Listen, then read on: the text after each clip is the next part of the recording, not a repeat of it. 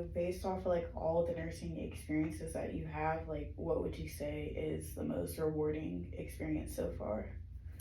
Yeah, so I think in my internship that I had this summer, working as a nurse, I had many experiences where we would have times that were super busy, times that were super slow, but I think it felt really rewarding to have like something very peaceful, and then all of a sudden you're kind of getting a call that Yeah. you're getting a patient in cardiac arrest, and they're coming in, and you see them like on the Lucas machine, and you're waiting in the room. There's like the physician in the room, you're in the room, the medics are in the room, like everybody's getting everything set up, like the teamwork, and like knowing that you have like a timeline for this, a timeline for that, just kind of doing everything in the right span of time, at the right time, in the right order, and just whenever you do like bring that patient back to life and then you get them stable and we can ship them out or help them at our facility, Mhm. I think like seeing the difference that you make in that sense feels really rewarding out of all my experiences.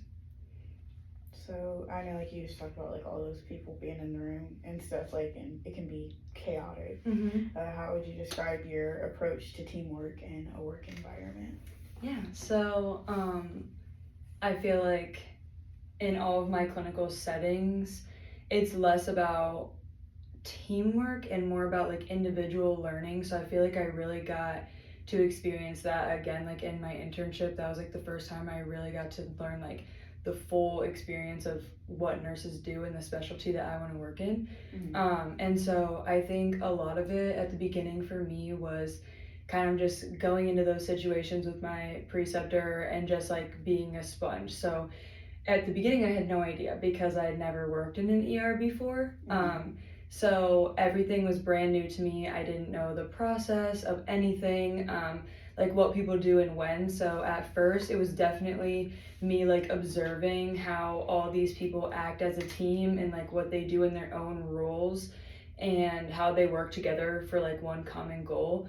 Once I kind of started to get the hang of those things, it was easy for me to be like, with my knowledge now, I can jump in here and do this because I know this should be done right now.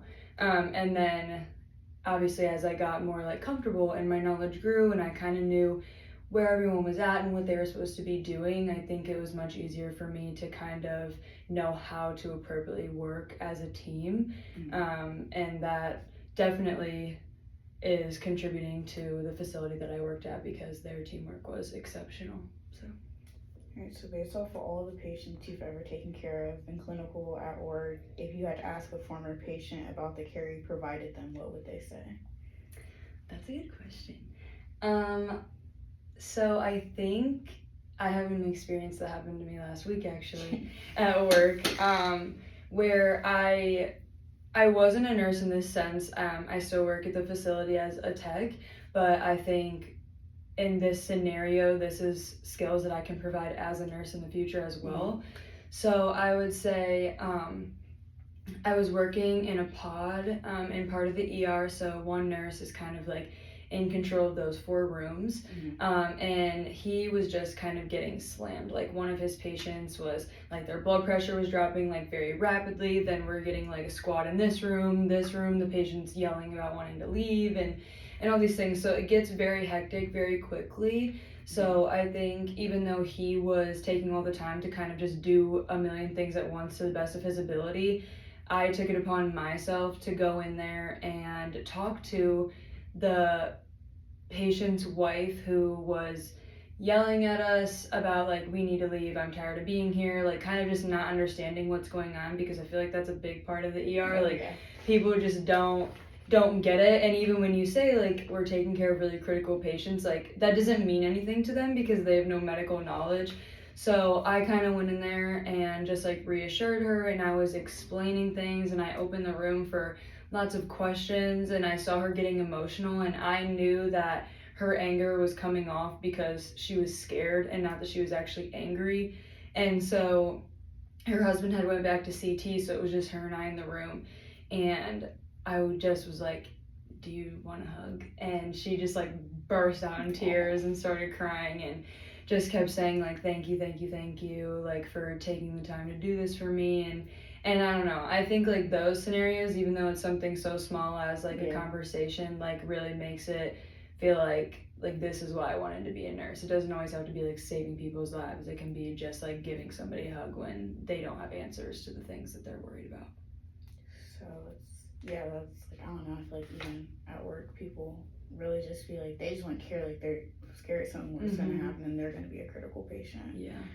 But like, I know you said like you use more of like a soft approach with like the patient's wife, and it seemed to be effective, but what other strategies do you use to effectively communicate with the patients and their families? Yeah, I think a lot of education is important, especially in the specialty that I want to work in, because in the ER, everything is kind of unknown. Nobody knows what's going to happen. Things change very abruptly. So I think that not only educating the patient about the process of how things will go when they get here, or if when you do this scan, if we see this, then this is how we're going to approach this. So if those scenarios do come up, they're not like, oh my gosh, I have no idea what's happening, like spiraling. I think it's super important to kind of explain everything that you're going to do, as well as explaining everything to the families, whether that means they ask you the same question 5 times in 5 different ways and you explain it 5 times again in 5 different ways. Like I think explanations and like comforting, letting them get to know the physician. If they want a question from the doctor, you go ask the doctor. Like it's not my job to come up with an answer if they want one from the physician. Like you kind of just do whatever makes them feel the most comfortable. Like you are the leader, but also our jobs are to make their experience as comforting as possible.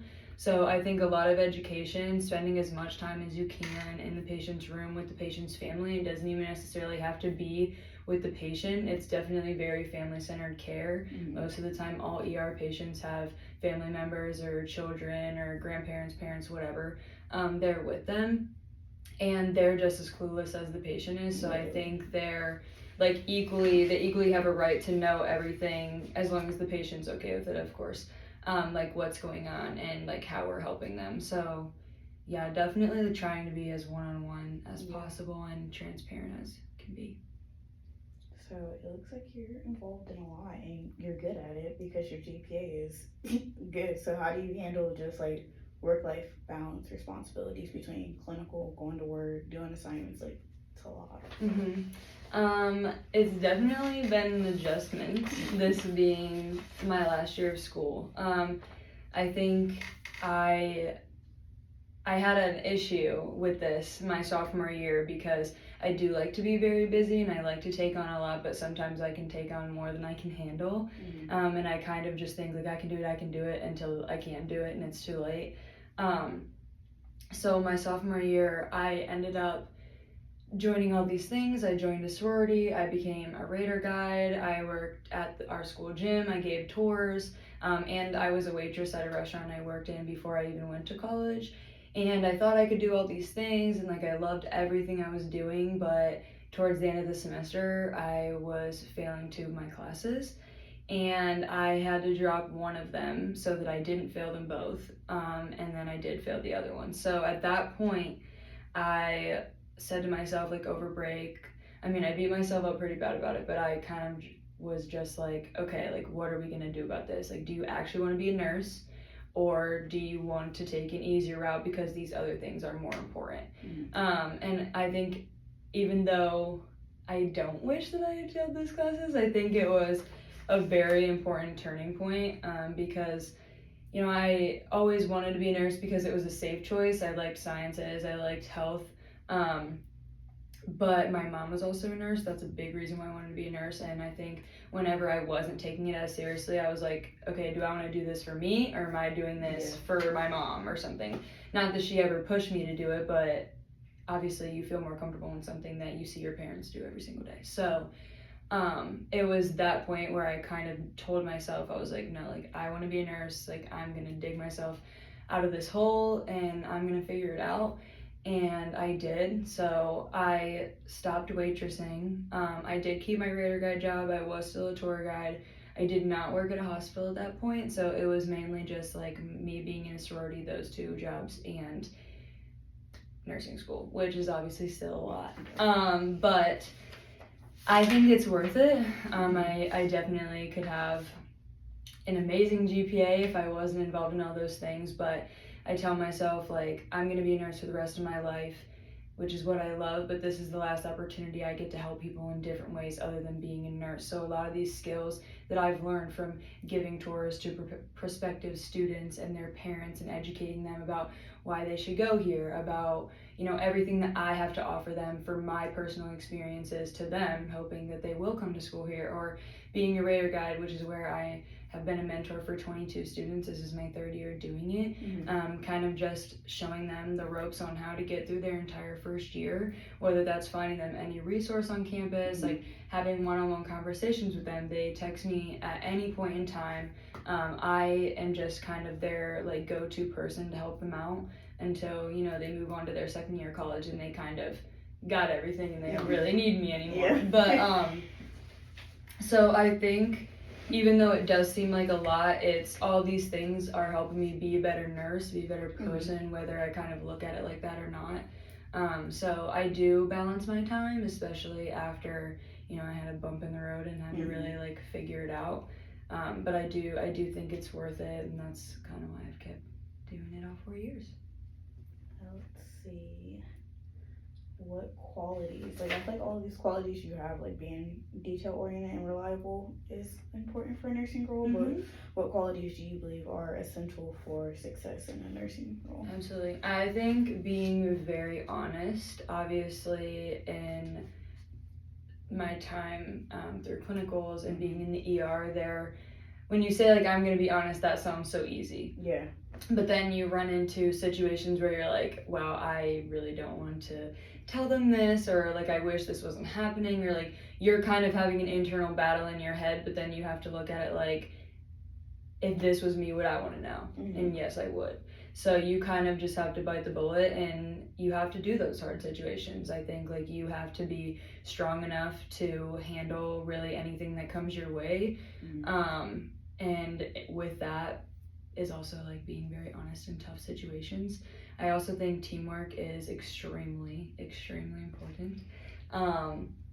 And I never really knew, I mean, I always knew teamwork was super important, but I never really knew to the extent of how important teamwork is until kind of experiencing those critical situations and knowing that none of these positive outcomes would have happened if it wasn't for all these people acting as a team effectively. I think not only being a great communicator, but you also have to understand. So if people are communicating to me, they can be the best communicators ever, but if I'm not understanding what they're communicating to me, our teamwork will not be effective. So I think knowing how to understand someone else's communication, as well as you knowing how someone else understands information that you're giving off, so that you guys can work effectively as a team. I definitely think knowing how to complete tasks in a timely manner.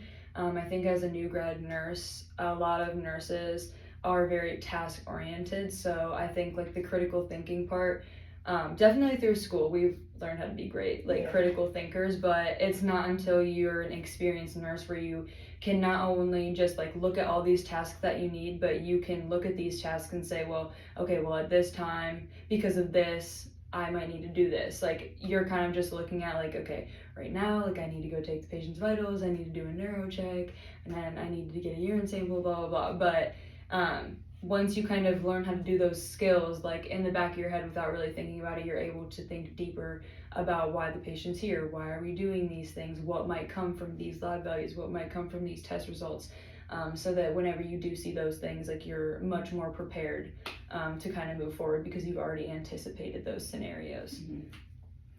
Let's see, when it comes to like difficult patients or girls, like how you see as a difficult patient, like how would you say you handle that?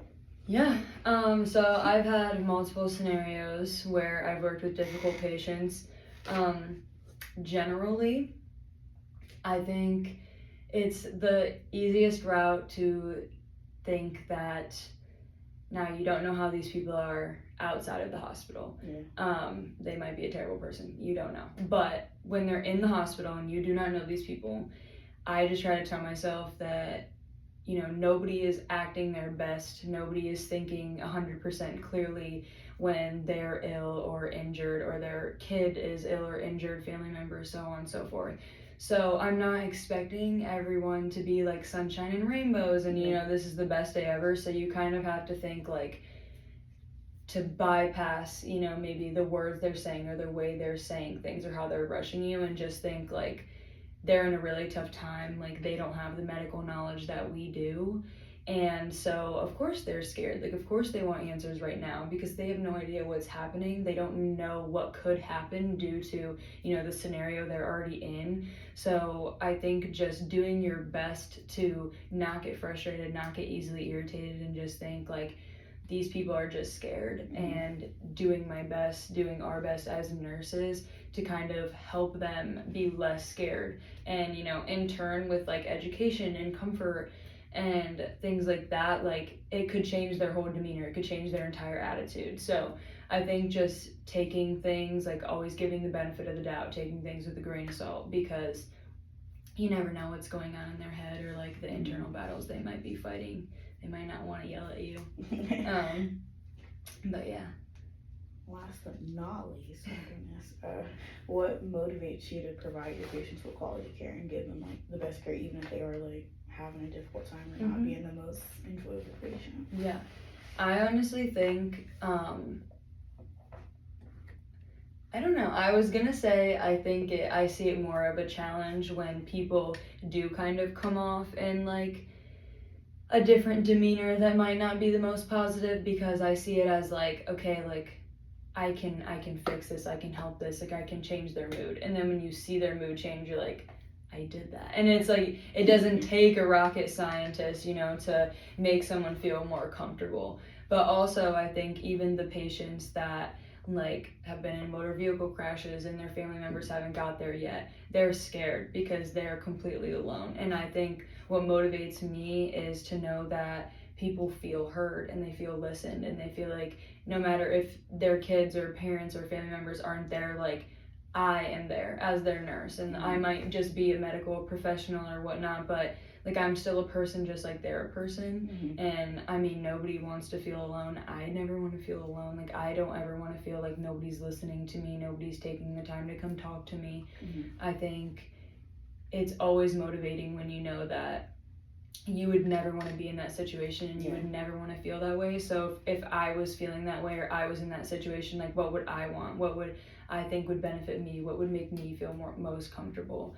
And definitely just like reading the room, reading the vibe, like what might they want, what maybe they want space, maybe they don't want it. So it's just kind of like definitely unique to every patient, but just kind of reading them as best as possible to know like what might benefit them the best in their time in the hospital. Well, do you have any questions for me? I do. I actually have some written down here. So on this unit, how many new grads are currently staffed on the unit? I would say based out of all of the nurses we have, I would say probably about, it's kind of split. I feel like we have like 5 overnight orienting, and then we have a few during the day. I would say maybe 4 or 5, and one of them floating in between. Would you say that there's like a good like experienced nurse ratio to new grads? Like it wouldn't be just mainly a new grad floor? Yeah, I would say like we have the balance between each shift, like night shift and day shift, where we have those experienced people who have been here for like over 3 years. They know what they're doing, and even if they haven't been here at this facility for a while, they've been in the nursing field, so they have a good nursing knowledge all around to offer our new grads. Okay. And how long is the orientation period for new grad nurses? And if say somebody didn't feel comfortable at the point of the end of their orientation, is there room for extensions in that period?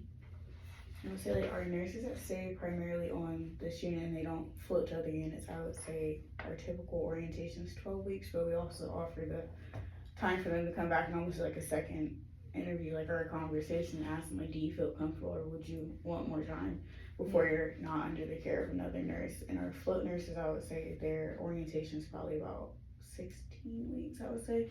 Just that way they can get the orientation hours on each unit. Mm-hmm. And if they need extensions as far as like on different units, we can schedule more time for them to stay on, because we don't ever want somebody to come out of orientation and not feel comfortable giving the best care. So if I were able to ask one of the nurses or a few nurses on the unit, what do you think they would say is the unit's greatest weakness as a whole? I would say, given that most of our nurses are females, I feel like we do get emotional on the floor, and I feel like sometimes we get overly passionate about our patients, and sometimes we allow those emotions to come out in the way we communicate with our staff members, our other coworkers, when really we make it more about ourselves than we should, and almost like we need to dial back on the feelings and focus on the patient and why we're all here. All right. And so how do you think the nurses on the unit would describe the management? I would say they all have varying opinions depending on what each person is asking for or what they need at the time, but I feel like mainly they would say that we are pretty openly available. Like, all of our supervisors are available to talk to the nurses. They have their cell phone numbers if they need to call them, and even if they're not at work and they have a work question, we're always available to answer their questions and to help them in whatever way possible, because even if we as supervisors don't have the right answers, we always have HR to help us out and give them the best answers to make sure like they're in the best position for their job. Okay, that's all I have. Thank you.